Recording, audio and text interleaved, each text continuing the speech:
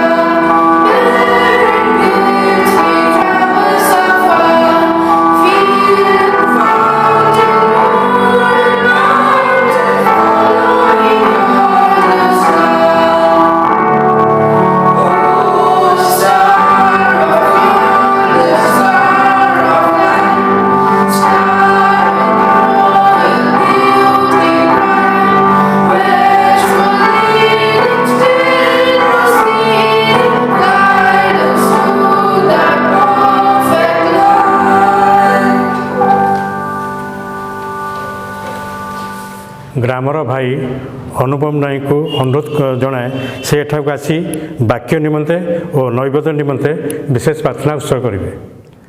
ଆସନ୍ତୁ ଆମମାନେ ପ୍ରାର୍ଥନା କରିବା। ଧନ୍ୟବାଦ ଧନ୍ୟବାଦ ଧନ୍ୟବାଦ ଦେଉଛୁ ଅତ୍ୟନ୍ତ ଦୟାଳୁମୟ ପ୍ରିୟ ପ୍ରଭୁ, ତୁମ ମହାନମକୁ କୋଟି କୋଟି ଧନ୍ୟବାଦ ଦେଉଅଛୁ ପ୍ରଭୁ। ଏଇ 2020 ମସିହାର ପ୍ରଭୁ ଶେଷ ମାସରେ ତୁମେ ପ୍ରଭୁ ତୁମର ଜନ୍ମ ଜୟନ୍ତୀକୁ ପାଳନ କରିବା ପାଇଁ ଆମମାନଙ୍କୁ ସୁନ୍ଦର ସୁଯୋଗ ତୁମେ ପ୍ରଦାନ କଲ। ପ୍ରିୟ ପ୍ରଭୁ ତୁମକୁ ଧନ୍ୟବାଦ ଦେଉଅଛୁ, କାରଣ ପ୍ରଭୁ ତୁମେ ଜୀବିତମାନଙ୍କ ମଧ୍ୟରେ ଆମମାନଙ୍କୁ ନାମସ୍ଥାନ ଦେଇ ଓ ପ୍ରଭୁ ଆଜି ପର୍ଯ୍ୟନ୍ତ ତୁମେ ବହି ଆଣିଲ। ପ୍ରଭୁ ଆଜି ଏହି ସମୟରେ ଏହି ଉପାସନାରେ ତୁମ ନିକଟରେ ପ୍ରଭୁ ଯେଉଁ ଧନ୍ୟବାଦର ନୈବେଦ୍ୟ ପ୍ରଭୁ ଆମେ ନେଇ ଆସିଅଛୁ, ପ୍ରଭୁ ପ୍ରାର୍ଥନା କରୁଛୁ ସେ ନୈବେଦ୍ୟକୁ ତୁମର ମହିମା ପାଇଁ ଏବଂ ତୁମର ରାଜ୍ୟ ବିସ୍ତାର ପାଇଁ ତୁମର ଗୌରବ ନିମନ୍ତେ ତୁମେ ପ୍ରଭୁ ତାହାକୁ ବ୍ୟବହାର କର। ପ୍ରିୟ ପ୍ରଭୁ ଏହି ସମୟରେ ତୁମର ଦାସଙ୍କୁ ବିଶେଷ ଭାବରେ ତୁମ ହାତରେ ସମର୍ପଣ କରୁଅଛୁ। ତୁମର ଆତ୍ମାଙ୍କର ଅଭିଷେକ ଦେଇ ଓ ପ୍ରଭୁ ତୁମ ଦାସଙ୍କୁ ଓ ପ୍ରଭୁ ତୁମେ ତୁମର ମହିମା ପାଇଁ ଆଜି ବ୍ୟବହାର କର। ତୁମର ଯେଉଁ ସୁସମ୍ବାଦ, ତୁମର ଯେଉଁ ବାକ୍ୟ ପ୍ରଭୁ ଏହି ଜନ୍ମ ଜୟନ୍ତୀ ପାଳନ କରିବା ସମୟରେ ଆମମାନଙ୍କର ଆତ୍ମିକ ଜୀବନ ପାଇଁ ତୁମେ ପ୍ରଭୁ ରଖିଅଛ, ସେ ବାକ୍ୟ ପ୍ରଭୁ ଆଜି ଆମମାନଙ୍କୁ ଦେଇ ଆମ ପ୍ରତ୍ୟେକଟି ଆତ୍ମାକୁ ପ୍ରଭୁ ତୁମେ ପରିତୃପ୍ତ କର। ସମସ୍ତ ଧନ୍ୟବାଦ ଗୌରବ ମହିମା ପ୍ରଶଂସା କେବଳ ତୁମକୁ ଦେଇ ଏହି ପ୍ରାର୍ଥନା ତୁମ ନାମରେ ମାଗୁଅଛୁ, ଆମେନ୍। 2020 ମସିହାରେ ଆମେ ବିଭିନ୍ନ ଘାତ ପ୍ରତିଘାତ ମୋତେ ଦେଇ ଗତି କରିଥିଲୁ, କିନ୍ତୁ ପ୍ରଭୁଙ୍କର ମହାଆଶୀର୍ବାଦ ଅନୁଗ୍ରହରୁ ସେ ଆମକୁ ବଞ୍ଚାଇଛନ୍ତି, ଜୀବିତମାନଙ୍କ ମଧ୍ୟରେ ନାମସ୍ଥାନ ଦେଇଛନ୍ତି। ବର୍ତ୍ତମାନ ଆମମାନଙ୍କର ବାକ୍ୟ ଶୁଣିବାର ସମୟ ଉପସ୍ଥିତ ହୋଇଅଛି। ଏହି ବାକ୍ୟ ଆମମାନଙ୍କ ମଧ୍ୟକୁ ନେଇ ଆସିଛନ୍ତି ଆମର ସୁପରିଚିତ ଚର୍ଚ୍ଚ ଅଫ୍ ଗଡ଼ର ପାଷ୍ଟର ଆଚାର୍ଯ୍ୟ ରଣଜିତ ଜେନା। ପ୍ରଭୁ ଯୀଶୁଙ୍କ ମଧୁର ନାମରେ ଅନୁରୋଧ କରୁଛି ସେ ଏଠାକୁ ଆସିବେ, ବାକ୍ୟ ପରିବେଷଣ କରିବେ। ଆମେ ନିଜକୁ ପ୍ରସ୍ତୁତ କରିବା ଏବଂ ବାକ୍ୟ ମଧ୍ୟକୁ ଯିବା। ସମସ୍ତଙ୍କୁ ପ୍ରଭୁ ଯୀଶୁଙ୍କ ମଧୁର ନାମରେ ନମସ୍କାର ଜଣାଏ। এই পবিত্র বড়দিন উপলক্ষে ଆପଣମାନଙ୍କୁ ମୋ ତରଫରୁ ମଧ୍ୟ শুভেচ্ছা ଜଣାଏ। ପ୍ରଭୁ ଆପଣମାନଙ୍କୁ ସମସ୍ତଙ୍କୁ ଆଶୀର୍ବାଦ କରନ୍ତୁ।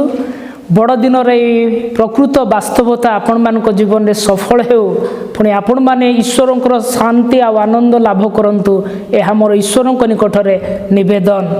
ବିଶେଷ କରି ଏହି ସମୟରେ ମଧ୍ୟ ଈଶ୍ୱରଙ୍କୁ ଧନ୍ୟବାଦ ଦିଏ, ସେ ମୋତେ ଏହିପରି ସୁଯୋଗ ଦେଇଛନ୍ତି ଆପଣମାନଙ୍କ ନିକଟରେ ଏହି ବଡ଼ଦିନର ତାତ୍ପର୍ଯ୍ୟ ବିଷୟରେ ତାଙ୍କର ବାକ୍ୟରୁ ଆଲୋକପାତ କରିବା ପାଇଁ। ସେଥିପାଇଁ ଈଶ୍ୱରଙ୍କୁ ଧନ୍ୟବାଦ ଦିଏ। କଟକ ଖ୍ରୀଷ୍ଟିଆନପୁର ଗ୍ରାମର ସମସ୍ତ ମଣ୍ଡଳୀର କାର୍ଯ୍ୟକାରୀ ଭାଇ ଭଉଣୀମାନଙ୍କୁ ସମସ୍ତଙ୍କୁ ମଧ୍ୟ ଧନ୍ୟବାଦ ଦିଏ ଏହି ସୁଯୋଗ ପାଇଁ। ଆସନ୍ତୁ ଆମମାନେ ଏହି ପବିତ୍ର ବଡ଼ଦିନ ଉପଲକ୍ଷେ ଯେହେତୁ ଆମମାନେ ଏକତ୍ର ହୋଇଅଛୁ, ଆଉ ଏହି ଅନଲାଇନ୍ ମାଧ୍ୟମରେ ଆସନ୍ତୁ ଆମମାନେ ଈଶ୍ୱରଙ୍କର ବାକ୍ୟରୁ ଦେଖିବା ଏହି ବଡ଼ଦିନ କ'ଣ ଅଟେ। ବଡ଼ଦିନ ପ୍ରିୟ ଭାଇ ଭଉଣୀମାନେ ଏକ ବିଶେଷ ଦିନ। ସାରା ପୃଥିବୀରେ এই দিনକୁ ଆମମାନେ ସମସ୍ତେ ପାଳନ କରୁ ବଡ଼ଦିନ ଭାବରେ ବା ଖ୍ରୀଷ୍ଟମାସ ଭାବରେ, କିନ୍ତୁ ଅନେକ ସମୟରେ ଆମେ ଭୁଲି ଯାଉ ଏ ବଡ଼ଦିନର ସହିତ ଆମର ସମ୍ପର୍କ କ'ଣ। ଆସନ୍ତୁ ଆମମାନେ ବଡ଼ଦିନ ବିଷୟରେ ପ୍ରଭୁଙ୍କର ପବିତ୍ର ବାକ୍ୟ ବାଇବଲରୁ ଆଲୋକପାତ କରିବା। ବଡ଼ଦିନ ଯୀଶୁଖ୍ରୀଷ୍ଟଙ୍କର ଜନ୍ମଦିନ। ସାରା ପୃଥିବୀର ଲୋକମାନେ ଆମମାନେ ଏହାକୁ ବଡ଼ଦିନ ଭଳି ପାଳନ କରୁ। ଏହା ଏକ ଘଟଣାକ୍ରମରୁ ବଡ଼ଦିନ ଅଟେ, ଯେହେତୁ ପୃଥିବୀର ଅନେକ ରାଜା ମହାରାଜ ସେମାନେ ଜନ୍ମଗ୍ରହଣ କରିଅଛନ୍ତି, କିନ୍ତୁ କାହାରି ଜନ୍ମଦିନ ଏପରି ନୁହେଁ ଯାହାକୁ ଆମମାନେ ବଡ଼ଦିନ ଭଳି ପାଳନ କରିଥାଉ। କିନ୍ତୁ 2000 ବର୍ଷ ତଳେ ଗୁହାଳ ଘରେ ଜନ୍ମଗ୍ରହଣ କରିଥିବା ପ୍ରଭୁ ଯୀଶୁଙ୍କର ଜନ୍ମଦିନକୁ ଆମମାନେ ବଡ଼ଦିନ ବୋଲି ପାଳନ କରୁଛୁ। ଏହାର ଏକ ବିଶେଷ କାରଣ ରହିଛି। ଏହା କେବଳ ଆଉ ଆମମାନଙ୍କର ନିର୍ଦ୍ଦିଷ୍ଟ ଖ୍ରୀଷ୍ଟୀୟ ଧର୍ମାବଲମ୍ବୀ ଲୋକମାନଙ୍କ ନିମନ୍ତେ ନୁହେଁ ଭାଇ ଭଉଣୀମାନେ, ଏହା ଆପଣମାନଙ୍କ ନିମନ୍ତେ, ସାରା ପୃଥିବୀର ମାନବ ଜାତି ନିମନ୍ତେ। ସେଥିପାଇଁ ଯେପରି ଆମମାନଙ୍କ ନିମନ୍ତେ ଶାସ୍ତ୍ର ଅଧ୍ୟୟନ କରାଯାଇଅଛି, ସେଥିରେ ଦୂତ ସେମାନଙ୍କୁ କହିଲେ ଭୟ କର ନାହିଁ, ଦେଖ ମୁଁ ସମସ୍ତ ଲୋକଙ୍କର ଅତ୍ୟନ୍ତ ଆନନ୍ଦଜନକ ସୁସମାଚାର ତୁମମାନଙ୍କୁ ଜଣାଉଛି। ବଡ଼ଦିନ ପୃଥିବୀର ସମସ୍ତ ଜାତି ଧର୍ମ ବର୍ଣ୍ଣ ନିର୍ବିଶେଷରେ ସମସ୍ତ ଲୋକମାନଙ୍କ ପାଇଁ ଏହା ଉଦ୍ଦିଷ୍ଟ ଅଟେ। ଈଶ୍ୱର ଇଚ୍ଛା କରନ୍ତେ ସମସ୍ତ ଲୋକମାନେ ବଡ଼ଦିନ ପାଳନ କରନ୍ତୁ, କାରଣ ଏହା ଏକ ବିଶେଷ ଦିନ। ସେ ବିଶେଷ ଦିନ କ'ଣ ଅଟେ? ସେଥିରେ ସେଇ ଦୂତ ସ୍ୱର୍ଗଦୂତ କହିଲେ ସେ ପୁତ୍ର ପ୍ରସବ କରିବେ, ଆଉ ତୁମେ ତାହାଙ୍କ ନାମ ଯୀଶୁ ଦେବ, କାରଣ ସେ ଆପଣା ଲୋକଙ୍କୁ ସେମାନଙ୍କର ସମସ୍ତ ପାପରୁ ପରିତ୍ରାଣ କରିବେ। ବଡ଼ଦିନ ପ୍ରିୟ ଭାଇ ଭଉଣୀମାନେ ଏହା ଏକ ଉଦ୍ଧାରର ପର୍ବ। ଏହା ପାପ କ୍ଷମାର ପର୍ବ, ଏହା ମୁକ୍ତି ପାଇବାର ପର୍ବ, ଈଶ୍ୱରଙ୍କ ସହିତ ମିଳିତ ହେବାର ପର୍ବ ଅଟେ। ପାପୀମାନଙ୍କ ପାଇଁ, ପାପୀ ମଣିଷ ପାଇଁ ବଡ଼ଦିନ ସତରେ ଏକ ଆନନ୍ଦର ପର୍ବ ଅଟେ। କାରଣ ଏହି ଦିନ ହିଁ ସ୍ୱର୍ଗର ଈଶ୍ୱର ନିଜେ ମଣିଷ ରୂପ ଧାରଣ କରି ପ୍ରଭୁ ଯୀଶୁଙ୍କ ନାମରେ ସେ ଏହି ଜଗତକୁ ଆସିଲେ। ମଣିଷମାନେ ଆମେ ଚେଷ୍ଟା କରୁଥିଲୁ ନିଜକୁ କିପରି ଉଦ୍ଧାର କରିବା, ଅନେକ ଦାନ ଧର୍ମ କରିବା ଦ୍ୱାରା, ଅନେକ ଧର୍ମକର୍ମ କରିବା ଦ୍ୱାରା, କିନ୍ତୁ ଏହା ଆମମାନଙ୍କର ବିଫଳ ପ୍ରୟାସ ସବୁ ଅଟେ। ମଣିଷ ନିଜକୁ କେବେ ପରିତ୍ରାଣ ବା ମୁକ୍ତ କରିପାରିବ ନାହିଁ। କାରଣ ମୁକ୍ତ କରିବାର ଦାୟିତ୍ୱ କେବଳ ସର୍ବଶକ୍ତିମାନ ଈଶ୍ୱର ସେ ହିଁ କରିପାରନ୍ତି। କାରଣ ସେ ସୃଷ୍ଟିକର୍ତ୍ତା ଅଟନ୍ତି, ସେ କ୍ଷମା ଦେବା ପରମେଶ୍ୱର ଅଟନ୍ତି, ସେ ଗ୍ରହଣ କରିବା ପିତା ଅଟନ୍ତି। ସେଥିପାଇଁ 2000 ବର୍ଷ ତଳେ ସ୍ୱର୍ଗର ଈଶ୍ୱର ମହାମହିମ ପରମେଶ୍ୱର ସେ ମଣିଷ ହେଇ ଏ ମାନବ ଜାତିକୁ ପାପ କ୍ଷମା ଦେବା ନିମନ୍ତେ, ନିଜ ସହିତ ଆଉ ଥରେ ମିଳିତ କରିବା ନିମନ୍ତେ ଏହି ଜଗତକୁ ସେ ଆସିଲେ। ସେଥିପାଇଁ ଯୀଶୁଖ୍ରୀଷ୍ଟଙ୍କର ଜନ୍ମଦିନ ବାସ୍ତବରେ ବଡ଼ ଦିନ। କାରଣ ଏହି ଦିନ ସେ କ୍ଷମା ନେଇକି ଆସିଲେ। ଦୂତ କହିଲେ ସେ ଆପଣା ଲୋକଙ୍କୁ ସେମାନଙ୍କର ସମସ୍ତ ପାପରୁ ପରିତ୍ରାଣ କରିବେ। ଆମମାନଙ୍କ ଦେଶରେ ଏହି ପରିତ୍ରାଣ ଶବ୍ଦଟି ଆମମାନେ ଅନେକ ଭାବରେ ବ୍ୟବହାର କରୁ, ଯେପରି ମୋକ୍ଷ ପାଇବା, ଆଉ କେହି କହନ୍ତି କ୍ଷମା ପାଇବା, ମୁକ୍ତି ପାଇବା, ଉଦ୍ଧାର ପାଇବା, ପରିତ୍ରାଣ ପାଇବା। ପ୍ରିୟ ଭାଇ ଭଉଣୀମାନେ, ପୃଥିବୀରେ ଅନେକ ଲୋକମାନେ ଜନ୍ମଗ୍ରହଣ କରିଅଛନ୍ତି, କିନ୍ତୁ ଜଣେ ଲୋକ ଜନ୍ମଗ୍ରହଣ କଲେ, ସେ ହେଉଛନ୍ତି ପ୍ରଭୁ ଯୀଶୁ ସ୍ୱୟଂ ଈଶ୍ୱର। ସେ ନର ରୂପ ଧାରଣ କଲେ ଯେପରି ଆମମାନେ ସମସ୍ତେ ମୋକ୍ଷ ପାଇବା, ଉଦ୍ଧାର ପାଇବା, ପରିତ୍ରାଣ ପାଇବା, ଆଉ ଈଶ୍ୱରଙ୍କର ନିଜର ସନ୍ତାନ ଆଉ ସନ୍ତତି ଭାବରେ, ପୁଅ ଝିଅ ଭାବରେ ଆମମାନେ ଈଶ୍ୱରଙ୍କ ଠାରେ ଗ୍ରହଣୀୟ ହେବା।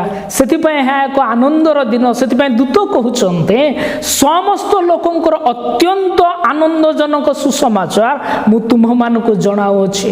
ଖ୍ରୀଷ୍ଟଙ୍କ ଜନ୍ମ ଜୟନ୍ତୀ ଆମମାନଙ୍କ ମୁଖରେ ଏକ ହସ ଦେଲା। ଖ୍ରୀଷ୍ଟଙ୍କ ଜନ୍ମ ଜୟନ୍ତୀ ଆମମାନଙ୍କୁ ଏକ ଆଶା ଦେଲା। ଖ୍ରୀଷ୍ଟଙ୍କ ଜନ୍ମରେ ଆମେମାନେ ଏକ ଭରସା ପାଇଲୁ ଯେ ଆମେ ଅନନ୍ତ କାଳ ନିମନ୍ତେ ନର୍କରେ ବିନଷ୍ଟ ହେବୁ ନାହିଁ, କିନ୍ତୁ ଈଶ୍ୱରଙ୍କ ସହିତ ବାସ କରି ଅନନ୍ତ କାଳ ଜୀବନରେ ତାଙ୍କ ସହିତ ବାସ କରିବା ପାଇଁ। ସେଥିପାଇଁ ପ୍ରିୟ ଭାଇ ଭଉଣୀମାନେ, ଏହା କୌଣସି ନିର୍ଦ୍ଦିଷ୍ଟ ଧର୍ମ ବା ଖ୍ରୀଷ୍ଟ ଧର୍ମର ପର୍ବ ନୁହେଁ, ଏହା କୌଣସି ବ୍ୟକ୍ତିଗତ ଲୋକର ପର୍ବ ନୁହେଁ, କିନ୍ତୁ ଏହା ସମଗ୍ର ମାନବ ଜାତି ନିମନ୍ତେ ଏକ ଆନନ୍ଦ ଉତ୍ସାହର ଦିନ। କାରଣ ଆମେ ଆଶା ପାଇଛୁ, ଭରସା ପାଇଛୁ, ଆଉ ଆମମାନେ ଉଦ୍ଧାର ମଧ୍ୟ ପାପ କ୍ଷମା ପାଇଅଛୁ। ଯେ କେହି ପ୍ରଭୁ ଯୀଶୁଙ୍କୁ ବିଶ୍ୱାସ କରେ ସେ ବିନଷ୍ଟ ହେବ ନାହିଁ, କିନ୍ତୁ ସେ ଅନନ୍ତ ଜୀବନ ପ୍ରାପ୍ତ ହେବ। ସେଥିପାଇଁ 5ଟି ବିଷୟ ଆମମାନେ ଦେଖିବା। এই ବଡ଼ ଦିନ ବା ପ୍ରଭୁ ଯୀଶୁ ପୃଥିବୀରେ ଜନ୍ମଗ୍ରହଣ କରିବା ଦ୍ୱାରା ଯେଉଁ ଆନନ୍ଦ, ଯେଉଁ ଉଲ୍ଲାସ ସେଇ ନେଇ ଆସିଲେ, ତ ଦ୍ୱାରା ଆମମାନଙ୍କର ଲାଭ କ'ଣ ହେଲା। ସେଥିପାଇଁ ପ୍ରଥମ ବିଷୟ ଦେଖିବା, ଯୀଶୁଙ୍କ ଜନ୍ମରେ ପାପୀ ମନୁଷ୍ୟମାନଙ୍କ ପାଇଁ ଏକ ଉଦ୍ଧାରର ପଥ ସେ ଦେଲେ। ସେ କହିଲେ, ଦୂତ କହିଲେ ସେ ପରିତ୍ରାଣକର୍ତ୍ତା ଅଟନ୍ତି। ଯୀଶୁ ନାମର ଅର୍ଥ ପରିତ୍ରାଣକର୍ତ୍ତା। ସେ ପାପ କ୍ଷମା କରନ୍ତି, ସେ ଆମମାନଙ୍କୁ ପାପରୁ ମୁକ୍ତ କରନ୍ତି। ଦ୍ୱିତୀୟ ବିଷୟ, ସେ ଆମମାନଙ୍କୁ ଅନନ୍ତ ଜୀବନ ଦେବା ନିମନ୍ତେ ଆସିଲେ। ଆମମାନେ ପାପ କରି ଈଶ୍ୱରଙ୍କ ଠାରୁ ଦୂରରେ ଥିଲାବେଳେ, ସେଥିପାଇଁ ବାଇବଲ କହେ ସମସ୍ତେ ତ ପାପ କରିଅଛନ୍ତି, ପୁଣି ଈଶ୍ୱରଙ୍କ ମହିମାରୁ ଉଣା ପଡ଼ିଅଛନ୍ତି। ପୁଣି ବାଇବଲ କହେ ପାପର ବେତନ ମୃତ୍ୟୁ। ପ୍ରିୟ ଭାଇ ଭଉଣୀମାନେ, ଆମମାନେ ପାପ କରିବା ଦ୍ୱାରା ସମସ୍ତେ ଅନନ୍ତ ମୃତ୍ୟୁର ଅଧିକାରୀ ଥିଲୁ। ଆମମାନେ ସମସ୍ତେ ଈଶ୍ୱରଙ୍କ ଠାରୁ ବିଚ୍ଛିନ୍ନ ହୋଇଯାଇଥିଲୁ, କିନ୍ତୁ ପ୍ରଭୁ ଯୀଶୁ ଜନ୍ମଗ୍ରହଣ କରିବା ଦ୍ୱାରା ଆମେମାନେ ଅନନ୍ତ ଜୀବନ ପାଇବାର ଅଧିକାର ପାଇଲୁ। ସେଥିପାଇଁ ପ୍ରଥମ ଯୋହନ 5:11-12 ପଦ ଲେଖାଯାଏ, ଈଶ୍ୱର ଆମମାନଙ୍କୁ ଅନନ୍ତ ଜୀବନ ଦାନ କରିଅଛନ୍ତି, ଆଉ ସେଇ ଜୀବନ ତାହାଙ୍କ ପୁତ୍ରଙ୍କ ଠାରେ ଅଛି। ଅତଏବ ଯେ ପୁତ୍ରଙ୍କୁ ପାଇଅଛି ସେ ଜୀବନ ପାଇଅଛି, ଯେ ପୁତ୍ରଙ୍କୁ ପାଇନାହିଁ ସେ ଜୀବନ ପାଇନାହିଁ। ହାଲେଲୁୟା। ସେଥିପାଇଁ ଯେତେ ଜଣ ଆମେ ପ୍ରଭୁ ଯୀଶୁଙ୍କୁ ଗ୍ରହଣ କରିଛୁ, ଆପଣମାନେ ଆମେ ସମସ୍ତେ ଅନନ୍ତ ଜୀବନ ପାଇଛୁ। ସେଥିପାଇଁ ଆପଣମାନଙ୍କ ପାଇଁ ଏହା ବଡ଼ ଦିନ। ଯେହେତୁ ଆପଣମାନେ ଅନନ୍ତ ଜୀବନ ପାଇଛନ୍ତି, ଆପଣମାନେ ପାପ କ୍ଷମା ପାଇଥିବାରୁ ଆପଣମାନଙ୍କ ପାଇଁ ଯୀଶୁଙ୍କ ଜନ୍ମଦିନ ବଡ଼ ଦିନ ଅଟେ, କାରଣ ଯୀଶୁଙ୍କ ଜନ୍ମରେ ଆପଣମାନେ ପାପରୁ କ୍ଷମା ପାଇଅଛନ୍ତି, ଆପଣମାନେ ଆଶା ଓ ଭରସା ପାଇଅଛନ୍ତି। ତୃତୀୟ ବିଷୟ ଆମେ ଦେଖୁଛୁ, ଆମେ ମୃତ୍ୟୁର ଭୟରୁ ରକ୍ଷା ପାଇଛୁ। ଦୂତ କହୁଛନ୍ତି ଭୟ କର ନାହିଁ। ଆଜି କରୋନାରେ ଆମେ ସମସ୍ତେ ଭୟ, କିନ୍ତୁ ବାଇବଲ କହେ ଆଉ ପ୍ରଭୁ ଯୀଶୁ କହନ୍ତେ ମୃତ୍ୟୁର ଭୟ ନାହିଁ। ଯୀଶୁ କହନ୍ତି, ବାଇବଲ ଲେଖାଯାଏ ଯୀଶୁ ତାହାଙ୍କୁ କହିଲେ, ଯେ କେହି ମୋ ଠାରେ ବିଶ୍ୱାସ କରେ ସେ ଯଦ୍ୟପି ମରେ ତଥାପି ସେ ବଞ୍ଚିବ, ଆଉ ଯେ ବଞ୍ଚେ ଓ ମୋ ଠାରେ ରହେ ସେ କଦାପି ମୃତ୍ୟୁବରଣ କରିବ ନାହିଁ। ହାଲେଲୁୟା। ସ୍ୱର୍ଗର ଈଶ୍ୱର ପ୍ରଭୁ ଯୀଶୁ ସେ ଆମମାନଙ୍କୁ ଅମରତାର ଜୀବନ ଦେବା ନିମନ୍ତେ ଆସିଲେ। ମୃତ୍ୟୁର ରାଜ୍ୟ ତ ଆମ ଉପରେ ନାହିଁ। ରୋମୀ 8 ପର୍ବ 1 ପଦରେ ଲେଖାଯାଏ, ଈଶ୍ୱରଙ୍କ ଲୋକମାନଙ୍କର ସେ ଧାର୍ମିକ ଲୋକମାନଙ୍କୁ କିଏ ଦଣ୍ଡାଜ୍ଞା ଦେବ, କାରଣ ସେମାନଙ୍କ ପାଇଁ ବର୍ତ୍ତମାନ କୌଣସି ଦଣ୍ଡାଜ୍ଞା ନାହିଁ। ଯେଉଁମାନେ ପ୍ରଭୁ ଯୀଶୁଙ୍କୁ ପ୍ରଭୁ ଆଉ ଈଶ୍ୱର ବୋଲି ସ୍ୱୀକାର କରିଅଛନ୍ତି, ଗ୍ରହଣ କରିଅଛନ୍ତି, ସେମାନଙ୍କ ଉପରେ ମୃତ୍ୟୁର କୌଣସି ଅଧିକାର ନାହିଁ। ଯେହେତୁ ପ୍ରଭୁ ଯୀଶୁ ନିଜ ଉପରେ ମାନବ ଜାତିର ସମସ୍ତ ମୃତ୍ୟୁ ଆଉ ପାପ ନେଇଅଛନ୍ତି। ସେଥିପାଇଁ ପ୍ରଭୁ ଯୀଶୁଙ୍କ ଜନ୍ମଦିନ ବାସ୍ତବରେ ବଡ଼ ଦିନ, ବାସ୍ତବରେ ଆମମାନଙ୍କ ପାଇଁ ଆନନ୍ଦ କରିବାର ଦିନ, ଉଲ୍ଲାସ କରିବାର ଦିନ। କାରଣ ଏହି ଦିନ ଯାହା ଆମମାନେ ପାପ କରି ହରାଇ ବସିଥିଲୁ, ସେହି ସମସ୍ତ ପ୍ରଭୁ ଯୀଶୁ ଆମକୁ ଆଉ ଥରେ ପୁନର୍ବାର ଦେଇଅଛନ୍ତି। ଚତୁର୍ଥ ବିଷୟ, ଯେତେବେଳେ ଆମମାନେ ପାପ କରିଥିଲୁ, ମଣିଷ ଜାତି ପାପ କଲା, ଆଉ ଆମମାନେ ଦେଖୁଛୁ ସେମାନେ ମଣିଷ ଆମମାନେ କ'ଣ କଲୁ, ଈଶ୍ୱରଙ୍କ ଠାରୁ ଲୁଚିଗଲୁ, ଦୂରେଇ ଗଲୁ। ସେଦନ ଉଦ୍ୟାନରେ ଈଶ୍ୱର ଖୋଜିଲେ, ହେ ଆଦମ ତୁମେ କେଉଁଠାରେ? ଆଦମ କହିଲେ, ମୁଁ ଲୁଚିଛି। ଈଶ୍ୱରଙ୍କ ଠାରୁ ଆମେ ଦୂରେଇ ଯିବା ପାଇଁ ପସନ୍ଦ କଲୁ। କିନ୍ତୁ ପ୍ରଭୁ ଯୀଶୁଙ୍କର ଜନ୍ମରେ, ପ୍ରଭୁ ଯୀଶୁଙ୍କ ଦ୍ୱାରା ଆମେମାନେ ସେଇ ସୃଷ୍ଟିକର୍ତ୍ତା ପିତାଙ୍କ ସହିତ ମିଳିତ ହେବାର ସୁଯୋଗ ପାଇଲୁ। ବାଇବଲ ଏହିପରି ଲେଖାଯାଏ, ରୋମୀ 5:10ରେ ଲେଖାଯାଏ, କାରଣ ଆମେମାନେ ଶତ୍ରୁ ଥିବା ସମୟରେ ଯଦି ଈଶ୍ୱରଙ୍କ ସହିତ ତାହାଙ୍କ ପୁତ୍ରଙ୍କ ମୃତ୍ୟୁ ଦ୍ୱାରା ମିଳିତ ହେଲୁ, ତାହେଲେ ଏହା ଅଧିକ ସୁନିଶ୍ଚିତ ଯେ ଆମେମାନେ ମିଳିତ ହୋଇ ତାହାଙ୍କ ଜୀବନ ଦ୍ୱାରା ପରିତ୍ରାଣ ପାଇବା। ସେଥିପାଇଁ ପ୍ରିୟ ଭାଇ ଭଉଣୀମାନେ, ପ୍ରଭୁ ଯୀଶୁଙ୍କର ଦ୍ୱାରା ଆମେମାନେ ପିତା ଈଶ୍ୱରଙ୍କ ସହିତ ଆଉ ଥରେ ମିଳିତ ହେଲୁ। ସେଥିପାଇଁ ପ୍ରଭୁ ଯୀଶୁଙ୍କର ଜନ୍ମଦିନ ଆମ ପାଇଁ ସମଗ୍ର ମାନବ ଜାତି ନିମନ୍ତେ ବଡ଼ ଦିନ, ସର୍ବାଧିକ ଆନନ୍ଦ ଆଉ ଉଲ୍ଲାସ କରିବାର ଦିନ ଅଟେ। ଏବଂ ପଞ୍ଚମ ବିଷୟ, ପ୍ରଭୁ ଯୀଶୁଙ୍କ ଦ୍ୱାରା, ଏହି ପ୍ରଭୁ ଯୀଶୁଙ୍କର ଧରାପୃଷ୍ଠକୁ ଅବତରଣ ଦ୍ୱାରା ଆପଣମାନେ ମୁଁ ଆଉ ଥରେ ପୁତ୍ର କନ୍ୟାର ଅଧିକାର ପାଇଲୁ। ଯୋହନ 1 ପର୍ବ 12 ପଦରେ ଲେଖାଯାଏ, ମାତ୍ର ଯେତେ ଲୋକ ତାହାଙ୍କୁ ଗ୍ରହଣ କଲେ, ଅର୍ଥାତ୍ ଯେଉଁମାନେ ତାହାଙ୍କ ନାମରେ ବିଶ୍ୱାସ କଲେ, ସେ ସମସ୍ତଙ୍କୁ ସେ ଈଶ୍ୱରଙ୍କ ସନ୍ତାନ ହେବା ନିମନ୍ତେ ଅଧିକାର ଦେଲେ। ପ୍ରଭୁ ଯୀଶୁ ଆପଣମାନଙ୍କୁ ପୁତ୍ରତର ସେ ପିତା ଈଶ୍ୱରଙ୍କର ପୁଅ ଆଉ ଝିଅ ହେବାର ଅଧିକାର ଦେଇଅଛନ୍ତି। ସେ ଆପଣମାନଙ୍କୁ ପାପ କ୍ଷମା ଦେଇଅଛନ୍ତି। ସେ ଆପଣମାନଙ୍କୁ ଈଶ୍ୱରଙ୍କ ସହିତ ପୁନର୍ବାର ମିଳିତ କରାଇଅଛନ୍ତି। ସେ ଆପଣମାନଙ୍କୁ ମୋତେ ମୃତ୍ୟୁର ଭୟରୁ ଉଦ୍ଧାର କରିଅଛନ୍ତି। ସେ ଆମମାନଙ୍କୁ ନୂଆ ଆଶା ଆଉ ଭରସା ଦେଇଛନ୍ତି ଅନନ୍ତ କାଳ ସ୍ୱର୍ଗର ଈଶ୍ୱରଙ୍କ ସହିତ ବାସ କରିବା ପାଇଁ। ସେ ଆମମାନଙ୍କ ଉପରେ ପାପର ରାଜତ୍ୱରୁ ଆମମାନଙ୍କୁ ମୁକ୍ତ କରିଅଛନ୍ତି। ସେଥିପାଇଁ ବଡ଼ ଦିନ, ପ୍ରଭୁ ଯୀଶୁଙ୍କର ଜନ୍ମଦିନ ହିଁ ବାସ୍ତବ ବଡ଼ ଦିନ। ତେବେ ଏହି ବଡ଼ ଦିନ କିଏ ପାଳନ କରିପାରେ? ବାଇବଲରେ କେଉଁଠି ଲେଖାଯାଏ ନାହିଁ ଖ୍ରୀଷ୍ଟିଆନ ପାଳନ କରିବ ବୋଲି। ଦୂତ କହିଲେ ସମସ୍ତ ଲୋକଙ୍କର ଅତ୍ୟନ୍ତ ଆନନ୍ଦଜନକ ସୁସମାଚାର। ବାଇବଲ ଇଚ୍ଛା କରେ, ସ୍ୱର୍ଗ ଇଚ୍ଛା କରେ, ପ୍ରଭୁ ଯୀଶୁ ଇଚ୍ଛା କରନ୍ତି, ପିତା ଈଶ୍ୱର ଇଚ୍ଛା କରନ୍ତି ପୃଥିବୀର ସମସ୍ତ ଲୋକମାନେ ବଡ଼ ଦିନର ଆନନ୍ଦ ପାଆନ୍ତୁ, ଅର୍ଥାତ୍ ମୁକ୍ତିର ଆନନ୍ଦ ପାଆନ୍ତୁ। ସେଥିପାଇଁ ଯେଉଁମାନେ ଆଉ ଯେତେ ଜଣ ଆପଣମାନେ ଆଉ ମୁଁ ପ୍ରଭୁ ଯୀଶୁଙ୍କୁ ପ୍ରଭୁ ଯୀଶୁ ଆଉ ଈଶ୍ୱର ବୋଲି ବିଶ୍ୱାସ କରିଅଛୁ, ଗ୍ରହଣ କରିଅଛୁ, ଆମମାନେ ପ୍ରତ୍ୟେକ ଜଣ ବଡ଼ ଦିନ ପାଳନ କରିପାରିବା। କାରଣ आमे माने अनंत काल निमंते उद्धार प्राप्त लोक होइछु। मृत्युर आम उपरे आउ कोनोसी अधिकार नाही, रोगर भय आम उपरे नाही। केही आम मान को ख्रीष्टंक प्रेमरु अलगा करि पारिबे नाही। सेथिपाई प्रिय भाई भौणी माने आमे बड़ दिन जतबेले पालन करूछु आसु निजको परीक्षा करू। जो माने प्रभु जीशु को प्रभु आ ईश्वर बोली ग्रहण करि अछन्ते आपण माने भाग्यवान, कारण आपण माने बड़ दिनर मुक्ति आनंद आशा और भरोसा पाई अछन्ते। किंतु जदि के आपण मान को मध्यरु आज पर्यंत प्रभु जीशु को ग्रहण करि नाहन्ते, प्रिय भाई भौणी माने बड़ दिन नुआ ड्रेस रो विषय नाही, बड़ दिन रो भोजी भातर विषय नुहे, बड़ दिन पिठापणार विषय नुहे, किंतु बड़ दिन पाप क्षमा मुक्ति पाइबार विषय अटे। अनंत पिता स्वर्गस्थ अनंत पितांक सहित मिलित हेबार दिन अटे, जहाँकि सर्वाधिक आनंद, जहाँकि स्वर्गर आनंद पाइबार विषय अटे। स्वर्गर ईश्वर आज आपण मान को मध्य रे कथा कहबा को चाहंती, हे मोर पिला माने तुमर हृदय मते दिया, मु तुमको अनंत जीवन देवी, तुमर पाप क्षमा करबे, तुमे अनंत काल मो सहित वास करिवो, ए अधिकार तुमर हेबो। बड़ दिन आपण मान को मते अधिकार देबा पई हेइछे। आमान ईश्वर को पुत्र कन्या हेइ जगत रे वास करिवार दिन अटे। सेति भाई जो माने प्रभु जीशु को आम माने ग्रहण करियछु, प्रभु जीशु जे सत्य ईश्वर अटन्ते, प्रभु जीशु जे एकमात्र सत्य जीवित परमेश्वर अटन्ते, से पाप क्षमाकारी ईश्वर अटन्ते, से अनंत जीवन दियन्ते।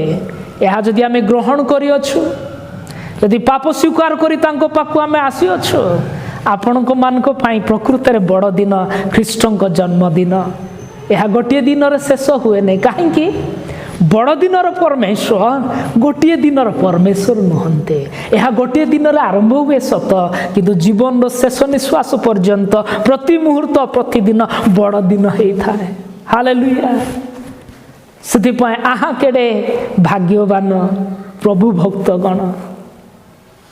सेथिपाई जेते जण आम माने प्रभु जीशु को आपण माने ग्रहण करि अछन्ते, आपण माने प्रकृत भाग्यवान। आपण मान को पाखरे बैंक बैलेंस थाई न थाई पारे, आपण माने जगत रे प्रतिष्ठित लोक हेइ नै थाई पारन्ते, किंतु प्रभु जीशु स्वयं ईश्वर आपण मान को सहित इमानुएल ईश्वर हेइ वास करिबा निमंते आसी अछन्ति। आ से आपण मान को सहित प्रत्येक दिन वास करन्ति, एहा बड़ दिन अटे। सेतिपाई जो परिवार ख्रीष्ट नाहन्ते, से परिवार बड़ दिन है ना, जो हृदय रे ख्रीष्ट वास करती ना, से हृदय बड़ दिन पालन करि पारिबो ना। मु गोटे छोटिया उदाहरण दे शेष करिबे। आपण माने आ मु हमर समस्तंकर अनुभूति थिबो जे आ माने अनेक आउ बर्थडे पालन करबा, बर्थडे पार्टी अटेंड करबा पई जाइछु। आपण माने कोन केबे कहि पारिबे कि आपण एमती गोटे बर्थडे पार्टी जाइथिले जोठारे बर्थडे पालित होतुबा पुओ किंबा झियो न थाए? ताहा केबे संभव कि? केबे नुहे। यदि ताहा संभव नुहे, ख्रीष्टन को अंतर रे स्थान न दे, परिवार स्थान न दे, बड़ दिन केबे संभव नुहे। सेदिपा प्रिय भाई भौणी माने, स्वर्गर ईश्वर आपण मान को एक कथा कहउछन्ते, आपण मान को हृदय मते दिया, मु तुमर हृदय मध्य रे जन्म हेबा पई चाहे, वास करबा पई चाहे, तुमर जावजीवन मु तुमर परमेश्वर हेबी, तुम्हें मोर जावजीवन मोर पिला पुआ झील हो मो सहित वास कर, मु तुमर जगतर जीवन प्रतिदिन तुम सहित रहिबे। पुणी जगत रे तुमर दिन शेष हेले गौरव रे अनंत निवास स्वर्ग राज्य रे तुम्हें मो सहित वास कर। यह ही बड़ दिन भाई भौणी माने, जदि आम माने प्रभु जीशु को संगरे नहीं ना, परिवार रे ग्रहण करिना, हृदय मध्य स्थान देना, आज प्रभु कहउछन्ते आस बड़ दिन हेबो, आज बड़ दिन हेबो, ताहा एक दिन बड़ दिन रे आरंभ हेबो, किंतु जीवन शेष पर्यंत चाहा तुम मान को मध्य वास करिवो। तुम्हें आपण माने कोन से प्रभु जीशु को सुजोग देबा कि, कारण स्वर्गर ईश्वर आपण मान को सहित वास करिबा निमंते मनीष हे आसिले। एपरी दिन पृथ्वी रा केबे हेई नाही, हेई पारिबो नाही। सेथिपाई जीशुंकर जन्मदिन बड़ दिन अटे। ଯୀଶୁଙ୍କର ଜନ୍ମଦିନ ବଡ଼ ଦିନ ଅଟେ। ଆପଣମାନଙ୍କ ପାଇଁ ବଡ଼ ଦିନ ହେବ ଯଦି ଆପଣମାନେ ତାଙ୍କୁ କହିବେ, ପ୍ରଭୁ ଯୀଶୁ ମୁଁ ମୋର ପାପ ସ୍ୱୀକାର କରୁଛେ, ତୁମେ ମୋର ହୃଦୟ ମଧ୍ୟକୁ ଆସ, ମୋର ପ୍ରଭୁ ହେଇ ମୋ ସହିତ ବାସ କର। ଜାଣିଥାନ୍ତୁ ବଡ଼ ଦିନ ଆପଣଙ୍କର। ପ୍ରଭୁ ଆପଣମାନଙ୍କୁ ମୋତେ ସମସ୍ତଙ୍କୁ ଆଶୀର୍ବାଦ କରନ୍ତୁ। ବଡ଼ ଦିନର ଆନନ୍ଦ ସବୁଦିନ ଆମମାନଙ୍କୁ ଆନନ୍ଦିତ କରୁ। ଏହା ଈଶ୍ୱରଙ୍କ ପାଖରେ ମୋର ପ୍ରାର୍ଥନା ଆଉ ନିବେଦନ। ଧନ୍ୟବାଦ। ପ୍ରଭୁ ଆଶୀର୍ବାଦ କରନ୍ତୁ। ଭାଇଙ୍କୁ ବିଶେଷ ଭାବରେ ଧନ୍ୟବାଦ ଜଣାଏ। ସେ ଅତି ଉତ୍ତମ ବାକ୍ୟ ପ୍ରଦାନ କରିଛନ୍ତି। ପ୍ରଭୁ ତାଙ୍କୁ ବିଶେଷ ଭାବରେ ଆଶୀର୍ବାଦ କରନ୍ତୁ ଏବଂ ତାଙ୍କର ରାଜ୍ୟ ଧାର୍ମିକତା ନିମନ୍ତେ ଆହୁରି ଅଧିକରୁ ଅଧିକତର ବ୍ୟବହାର କରନ୍ତୁ। ବର୍ତ୍ତମାନ ଆମ ଗ୍ରାମର ଗୋଟେ ସାନ ଝିଅ ବିଶେଷ ସଙ୍ଗୀତ ଗାନ କରିବେ। ତାପରେ ମୁଁ ଗ୍ରାମର ସଭାପତିଙ୍କୁ ଅନୁରୋଧ କରିବା ସେ ଆସିବେ, ଧନ୍ୟବାଦ ଜ୍ଞାପନ କରିବେ।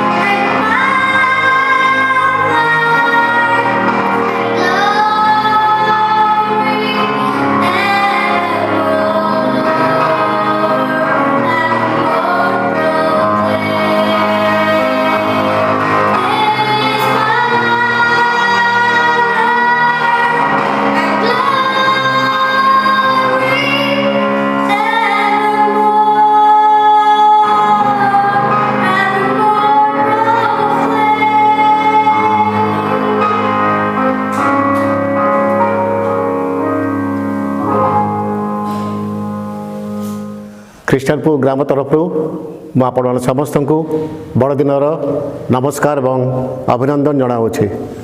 ଆମେ କେବେ ଚିନ୍ତା ବି କରିନଥିଲୁ ଯେ ଏ ବର୍ଷ ଏ ପ୍ରକାର ଏକ ପରିସ୍ଥିତି ଆସିବ ଯେ ଆମେ ଆମର ୱାଚ୍ ନାଇଟ୍ ସର୍ଭିସ୍, ଆମର କ୍ୟାରଲ୍ ପ୍ରୋଗ୍ରାମ୍ ଏବଂ ଅନ୍ୟାନ୍ୟ ସମସ୍ତ ଉପାସନା ये प्रकार ऑनलाइन माध्यम समस्त पाखे पहुँचे पार किंतु प्रभु को धन्यवाद दूँ प्रभु आमको सुजोग देले एवं आज कार्यक्रम में जिते जन विभिन्न प्रकार भाव आमको साहाय्य कले गीतरे बाद्यरे एवं प्रभु का वाक्य परिवेषण में से समस्त को ग्राम तरफ मुझे धन्यवाद देवा संगे संगे मु बर्तमान ग्रामर रेभरेंड पंकज कुमार साहू को अनुरोध करुच्ची से आसवे आज समस्त कार्यक्रम निमंते प्रार्थना उत्सर्ग करने संगे संगे आशेष भिक्षा करी ए कार्यक्रम को शेष करेंगे।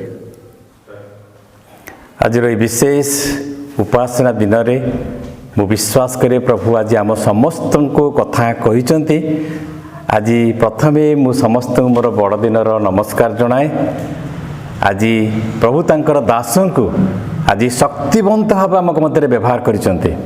धन्यवाद दिए प्रभु तांकर दास रंजित भाई को आम मध्य व्यवहार करते। बड़ दिन उद्देश्य बड़ दिन तात्पर्य यही बड़ दिन जो माने पालन करती से योग्यता विषय सी आज वाक्य को एत सुस्पष्ट करें निकट धन्यवादी आम प्रभु निकट धन्यवादी उद्देश्य को सी आज आम निकट प्रकाश कर प्रार्थना करूँ जेपरी यही दिन मानकरे प्रभु आमको प्रत्येक दिन आगामी दिन में प्रत्येक दिन प्रभुंकर सहित चलवाई प्रभु आमको साहाय्य करेंगे। आसु आम प्रभु आड़ को अनेवा प्रार्थना करवा। धन्यवाद दूची प्रभु तुम्हें आश्चर्य कार्य करिच वर्ष सारा प्रभु हुए तो आमने मंडली मध्य एकाठिया सुजोग पाई पारिलु नाही प्रभु किंतु प्रभु यही ऑनलाइन माध्यम रे तुम्हें आज समग्र विश्व रे विभिन्न प्रकार तुम वाक्य तुम्हें आज दे चलीच। आज वाक्य आम समस्त प्रभु केवल शिक्षण विषय नुहे तुम निकटे सतर्कतार वाक्य देच बोली धन्यवाद दूचे। मागुची बापा आम समस्त को तुम सहित प्रत्येक मुहूर्त आगामी दिन में चलिया साहाय्य उपकार तुम्हें कर। गौरव प्रशंसा महिमा जुगे जुगे तुमर हो। विश्वास रे धन्यवाद सह केवल यीशु नाम मागुछु आमेन। एतले पितांकर प्रेम प्रभु यीशु ख्रीष्टंकर अनुग्रह पवित्र आत्मांकर शांति शक्ति सहभागिता आम समस्तंकर संगे संगे थाई साहाय्य उपकार करंतु आमेन।